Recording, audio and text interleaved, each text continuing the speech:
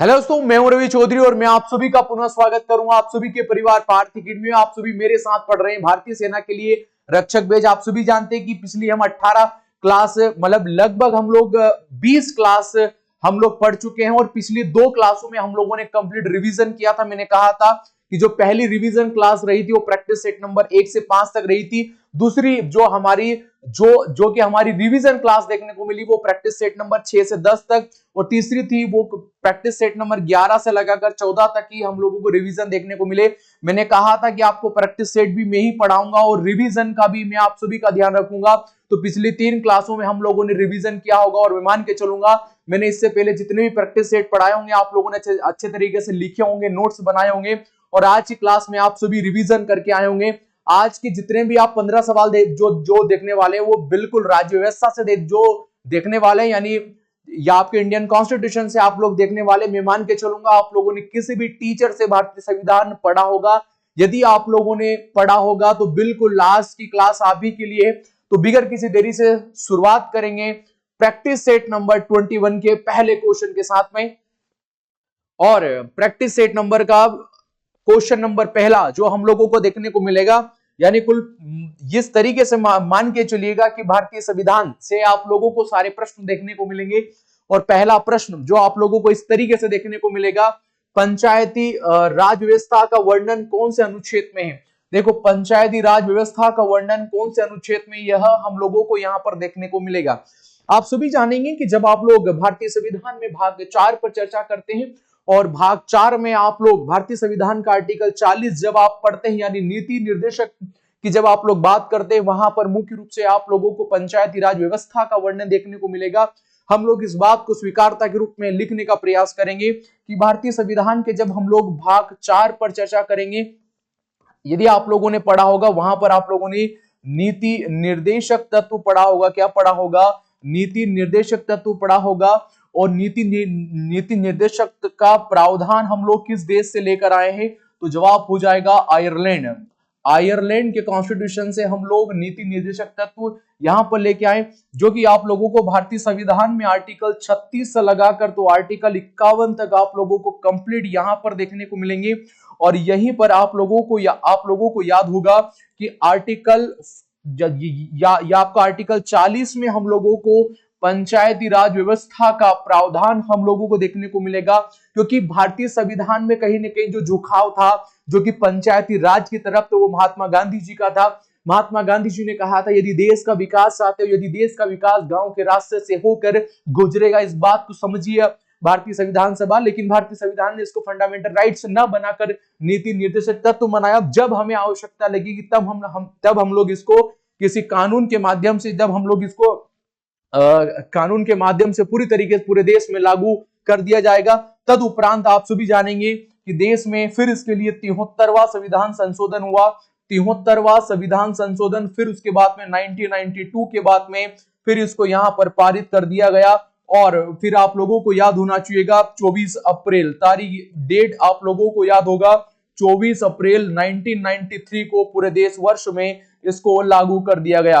इसीलिए हम लोग हर वर्ष 24 अप्रैल को पंचायती राज दिवस के रूप में सेलिब्रेट करते हैं। मैं मान के चलूंगा आप लोगों ने जिस किसी टीचर से पढ़ा होगा, हर टीचर अच्छा पढ़ाता है, उस टीचर ने भी पढ़ाया होगा, उन शिक्षक महोदय ने आप लोगों को पढ़ाया होगा और आप लोगों ने बिल्कुल उनकी क्लास पर फोकस किया होगा, तो आप लोगों को जानकारी मिलेगी। हम लोग आर्टिकल जो 50 पर चर्चा करते हैं, आप सभी जानेंगे यहां पर न्यायपालिका, किसका दोस्तों? न्यायपालिका, यहां पर चर्चा होगी न्यायपालिका व कार्यपालिका। न्यायपालिका और कार्यपालिका का पृथक्करण जो हम लोगों को इसी आर्टिकल में देखने को मिलेगा। आप सभी जानेंगे आर्टिकल 60 में हम लोगों को महामहिम जो भारत के राष्ट्रपति होंगे, राष्ट्रपति की शपथ प्रक्रिया, राष्ट्रपति की ओथ सिस्टम, राष्ट्रपति की शपथ प्रक्रिया हम लोगों को देखने को मिलेगी। या जितने भी ऑफलाइन वाले स्टूडेंट हैं जो मुझसे भारतीय संविधान या हमसे जीएस का पूरा स्ट्रक्चर पढ़ते हैं, आप सभी जानेंगे हम लोग भाग 5 पर अभी हाल ही में चर्चा कर रहे हैं। ऑफलाइन की जितनी बैचों को मैं पढ़ाता हूं, आप लोग जानते हैं कि हम लोगों ने खासकर भारतीय संविधान के बारे में यहाँ पर आर्टिकल 60 पर चर्चा किया है, जहां पर राष्ट्रपति का ओ सिस्टम है, राष्ट्रपति की शपथ प्रक्रिया है। और हम मान के चलूंगा आर्टिकल 61 में आप सभी जानेंगे कि राष्ट्रपति पर हम लोग महाभियोग की प्रक्रियाओं की बात करते हैं। आर्टिकल 80 में आप लोग जानेंगे, यहाँ पर हम लोग मुख्य रूप से यहाँ पर हम लोग राज्यसभा किसका वर्णन देखेंगे। हम लोग यहाँ पर राज्यसभा किसका वर्णन होगा दोस्तों, याद होना चाहिए आप सभी को, हम लोग राज्यसभा का प्रावधान होगा। राज्यसभा का प्रावधान के बारे में हम लोग चर्चा करेंगे। तो ये आप लोगों को ऐसा कंप्लीट पूरी तरीके से याद होना चाहिएगा। हमने चारों आर्टिकल पर डिस्कस किया। पंचायती व्यवस्था के बारे में हम लोगों ने यहां पर स्टार्ट किया था, आप लोगों को याद होगा। और पंचायत के अंतर्गत यानी पंचायत प्रणाली के अंतर्गत पहली बार महिलाओं को 50% आरक्षण देने वाला जो राज्य बना था वो बिहार बना था। ये भी आप लोगों को यहाँ पर याद होना चाहिएगा। ठीक है, मैं मान के चलूंगा आप सभी के गांव के जो पहले या सबसे पूर्व में जो सरपंच बने थे उन सरपंच का नाम आप लोगों को याद होगा। और यदि याद नहीं है तो अपने घर वालों से पूछिएगा कि आपके गांव के पहले सरपंच कौन रहे थे। चलिएगा आगे, उनका नाम नहीं बताना है, एटलीस्ट याद होना चाहिएगा ऐसे ही। आइए भारतीय संविधान के सवाल नंबर 2 पर चर्चा करेंगे। भारतीय संविधान का अनुच्छेद 148 के एक स्वतंत्र कार्यपालिका का उपबंध हमें देखने को मिलेगा। आप सभी जानेंगे कि एज ए कॉन्स्टिट्यूशन बॉडी, ऐसे एक संवैधानिक संस्था के रूप में नीति निर्देशक तत्व काम करता है। सॉरी, नीति निर्देशक नहीं, हम लोगों को एक भारत के नियंत्रण और महालेखा परीक्षक का प्रावधान देखने को मिलेगा।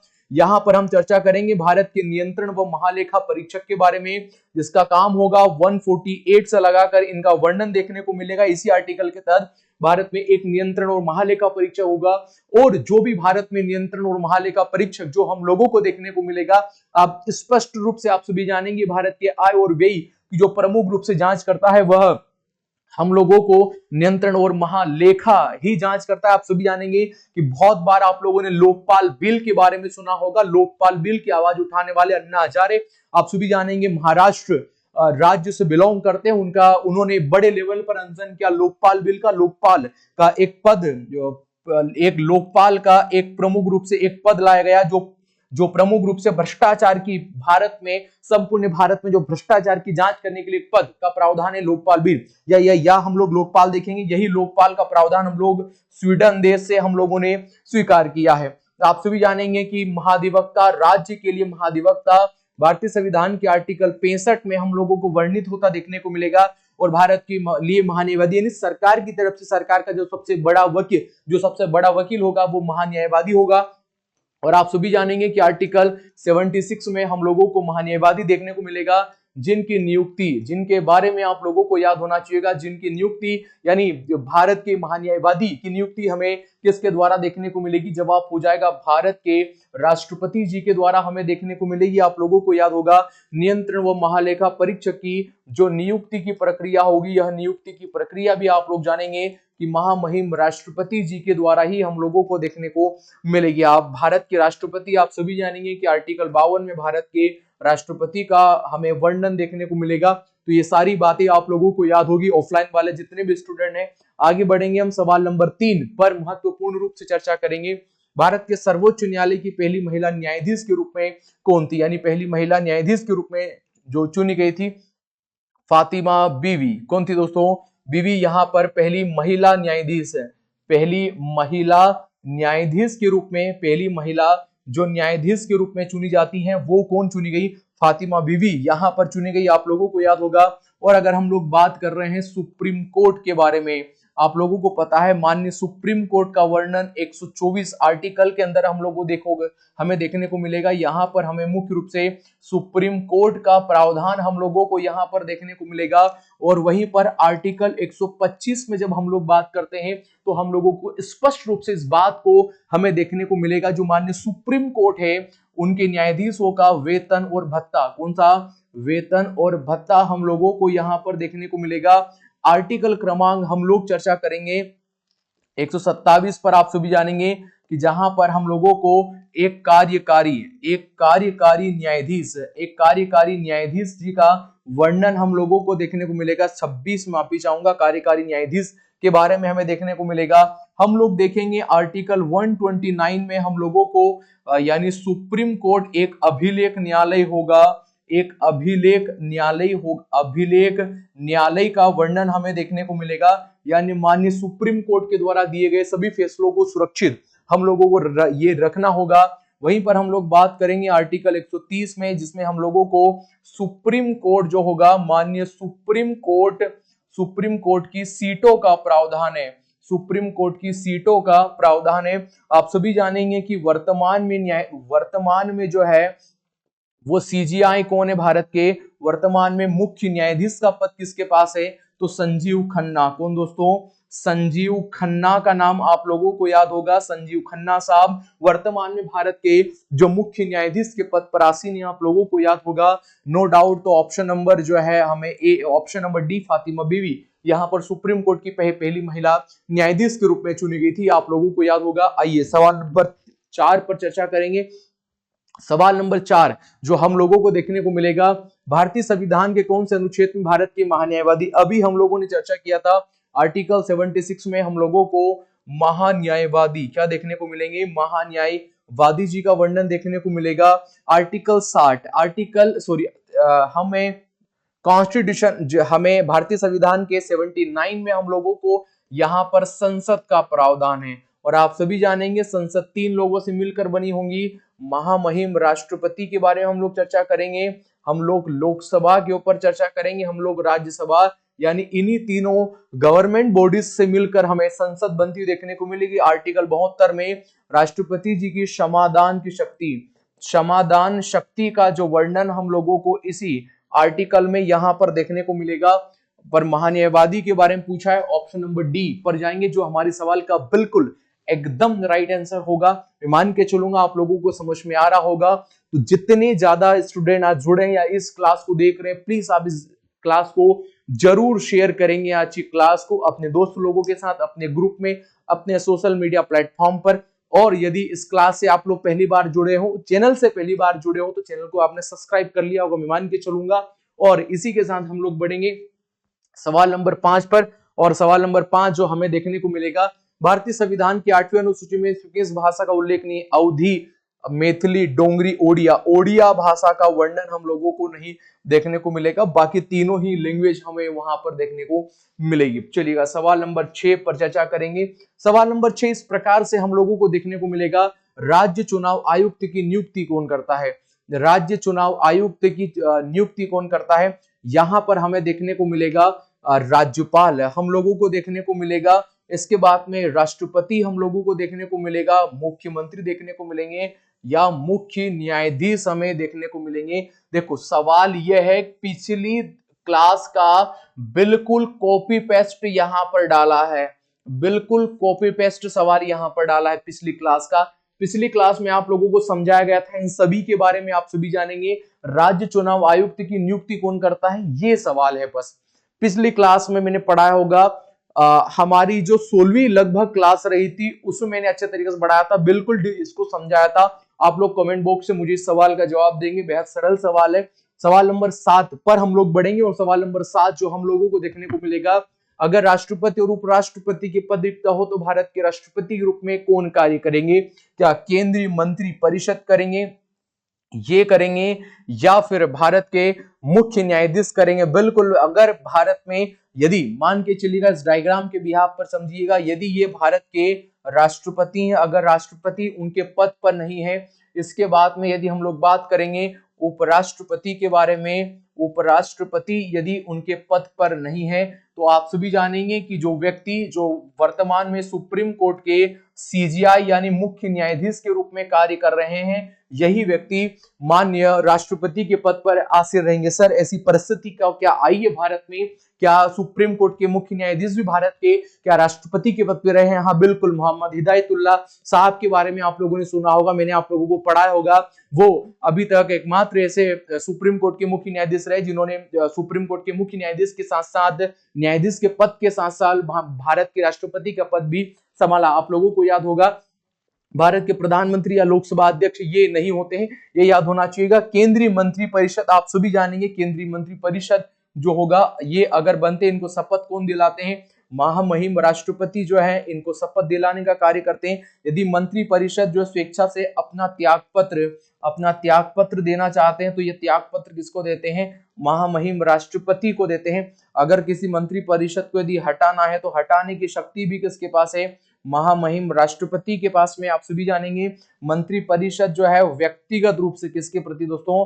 व्यक्तिगत रूप से किसके प्रति जिम्मेदार होती हैं? किसके प्रति जिम्मेदार होती हैं? तो याद होना चाहिएगा यह राष्ट्रपति किसके प्रति दोस्तों? राष्ट्रपति की जिम्मेदार होती हैं। और अगर मंत्री परिषद सामूहिक रूप से पूछा जाए कि मंत्री परिषद सामूहिक रूप से किसके प्रति जिम्मेदार होती है? सामूहिक रूप से किसके प्रति जिम्मेदार होती है? तो जवाब हो जाता है लोकसभा। किसके प्रति दोस्तों? लोकसभा के प्रति जिम्मेदार होती है। आप लोगों को याद होना चाहिएगा। भारत इनके मंत्री परिषद के बारे में हमने चर्चा की है। यहाँ पर एटलीस्ट आप सभी को याद होगा इस सवाल का राइट आंसर। आइए सवाल नंबर 8 पर बढ़ने का प्रयास करेंगे। अगला सवाल बेहद सरल है, इतने हार्ड क्वेश्चन नहीं है भारतीय सेना के लिए। मंत्री परिषद का अध्यक्ष कौन होगा? मंत्री परिषद का अध्यक्ष ही भारत के प्रधानमंत्री होते हैं। कौन होते हैं? भारत के प्रधानमंत्री होते हैं। ऑप्शन नंबर डी हम लोगों को देखने को मिलेगा। भारत के प्रधानमंत्री ही मंत्री परिषद के प्रधान के रूप में कार्य करते हैं। आइए अगला सवाल, सवाल नंबर 9 पर चर्चा करेंगे। और सवाल नंबर 9 देखने को मिलेगा, लोकसभा और राज्यसभा की संयुक्त बैठक की अध्यक्षता कौन करते हैं? राज्यसभा के सबसे वरिष्ठ सदस्य नहीं करते हैं, लोकसभा के अध्यक्ष। बिल्कुल लोकसभा के अध्यक्ष ही यहाँ पर यह जब ज्वाइंट सीटिंग होती है, यानी भारतीय संविधान के आर्टिकल 108 के अंदर संयुक्त अधिवेशन का प्रावधान है। और जब भारत में हमें संयुक्त अधिवेशन की देखने को मिलेगी, इसकी जो अध्यक्षता कौन करेगा? तो जवाब हो जाएंगे लोकसभा स्पीकर, यानी यही लोकसभा अध्यक्ष के द्वारा की जाएगी। और अंत में जो निर्णायक वोट, यदि बराबर वोटिंग हुई तो निर्णायक जो वोटिंग करने का अधिकार है वो किसको मिलेगा? वो भी लोकसभा अध्यक्ष को के पास में अधिकार है, वो निर्णायक वोट कर सकते हैं। ठीक है, ऐसा हमें जो है वो ज्वाइंट सीटिंग यानी संयुक्त अधिवेशन में मुख्य रूप से प्रावधान देखने को मिलेगा। या जब भी हमें संयुक्त बैठक हमें देखने को मिलती है, इसमें यह प्रावधान हम लोगों को देखने को मिलेगा। चलिए सवाल नंबर 10 पर हम लोग चर्चा करेंगे। और सवाल नंबर 10 जो हमें देखने को मिलेंगे, भारत की संचित निधि से धनराशि व्यय की जा सकती है राष्ट्रपति की अनुमति, संसद की अनुमति, केक की अनुमति या उपरोक्त अधिकारियों की नहीं, भारत के राष्ट्रपति की अनुमति और सहमति से वहां पर संचित निधि से हम लोग पैसा निकाल सकते हैं। ठीक है, आइए सवाल नंबर 11 पर चर्चा करेंगे। और सवाल नंबर जो 11 हम लोगों को देखने को मिलेगा, भारत के उपराष्ट्रपति को किसके द्वारा निर्वाचित किया जाता है? राज्यसभा के सदस्यों के द्वारा क्या केवल यहाँ पर किया जाएगा? जवाब होगा नहीं। संसद के दोनों सदनों के सदस्यों के द्वारा या संसद के सदनों और विधानसभाओं के सदस्य के द्वारा? जवाब होगा नहीं। लोकसभा के सदस्यों के द्वारा नहीं, बल्कि संसद के दोनों सदन। मान लीजिएगा भारत में राज्यसभा है और राज्यसभा के बाद आप सभी जानेंगे भारत में लोकसभा है। क्या है दोस्तों? लोकसभा। इन दोनों सदस्य के द्वारा यहाँ पर नॉमिनेट किया जाता है। किनको दोस्तों? उपराष्ट्रपति को। किनको? उपराष्ट्रपति को। आप लोगों को याद होगा। और यदि राष्ट्रपति के बारे में चर्चा करेगा तो राष्ट्रपति के बारे में आप लोगों को याद होगा कि जो राज्यसभा होगी, राज्यसभा के बाद में दोस्तों जो लोकसभा होगी, कौन होगी? जो लोकसभा होगी। और लोकसभा के बाद में राज्यसभा, लोकसभा, और लोकसभा के बाद में आप सभी चर्चा करेंगे यहाँ पर हर राज्य की विधानसभा। क्या चर्चा करेंगे? हर राज्य की विधानसभा। विधानसभा के बाद में आप सभी चर्चा करेंगे हमारे साथ में, विधानसभा के बाद में पुद्दुचेरी। कौन दोस्तों? पुद्दुचेरी। और पुद्दुचेरी के साथ दोस्तों दिल्ली। क्या दोस्तों? दिल्ली। ये जो सभी हैं, इन सब के जो है वो निर्वाचित सदस्य। कैसे सदस्य दोस्तों? निर्वाचित सदस्य। ठीक है, जिनको जनता के द्वारा सीधा जो प्रत्यक्ष वोट दिया गया है। राष्ट्रपति के चुनाव में हम लोगों को ऐसी प्रक्रिया यहाँ पर देखने को मिलती है। ये एटलीस्ट आप लोगों को याद होना चाहिएगा। तो ऑप्शन नंबर डी पर जाएंगे, जो कि हमारे सवाल का बिल्कुल राइट आंसर यहाँ पर देखने को मिलेगा। आइए आगे चर्चा करेंगे संविधान के मतलब इसी आर्टिकल 12 पर। और क्वेश्चन नंबर 12 पर, निम्नलिखित में से भारत के राष्ट्रपति द्वारा नियुक्त नहीं किए जाते हैं? राज्यों के राज्यपाल। बिल्कुल, राज्यों के राज्यपाल जो है वो नियुक्त कौन करेगा? नियुक्त महामहिम राष्ट्रपति के द्वारा जो यहाँ पर किए जाते हैं। लेकिन जो राज्यपाल जी को शपथ कौन दिलाता है? तो याद होना चाहिएगा जो भी हाईकोर्ट होंगे उनके मुख्य न्यायाधीश। हाईकोर्ट के जो मुख्य न्यायाधीश होंगे वो राष्ट्रपति जी को यहाँ पर शपथ दिलाते हैं। आप लोगों को बेहतर तरीके से याद होना चाहिएगा।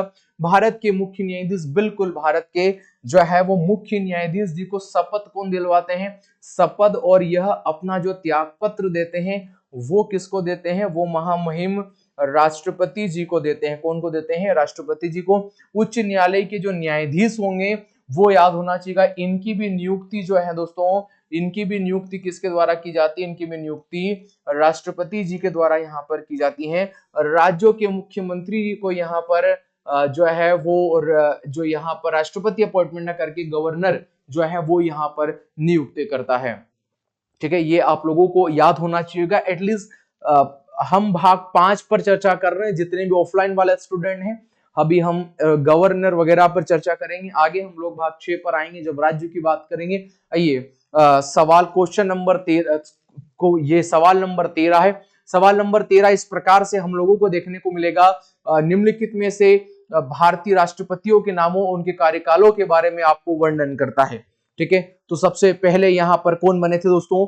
आप सभी जानेंगे, ज्ञानी जो यहाँ पर डॉक्टर जाकिर हुसैन साहब जो है, ये यहाँ पर अगर इस क्रम में देखा जाए तो सबसे पहले पायदान पर हम लोगों को देखने को मिलेंगे। इसके बाद कौन देखने को मिलेंगे? ज्ञानी जेल सिंह जो साहब हमें देखने को मिलेंगे, फखरुद्दीन अली अहमद हमें देखने को मिलेंगे, और इसके बाद नीलम संजू रेड्डी साहब हमें देखने को मिलेंगे। और यदि हम लोगों ने ये क्रम अगर गलत जमाया है तो आज ही हम लोगों ने पढ़ा है, इसके क्रम आप लोग जमा कर, अगर ये गलत है तो सही क्रम जमा कर आप सभी को कमेंट सेक्शन में पिन करना है।